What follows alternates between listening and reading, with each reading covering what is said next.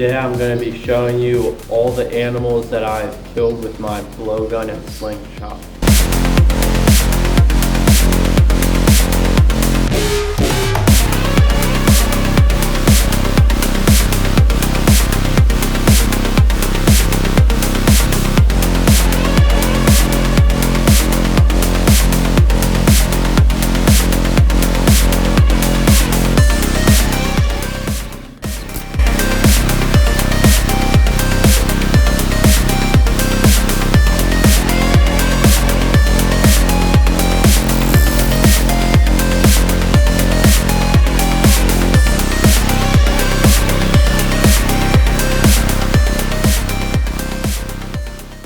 The pigeon I just shot is really big.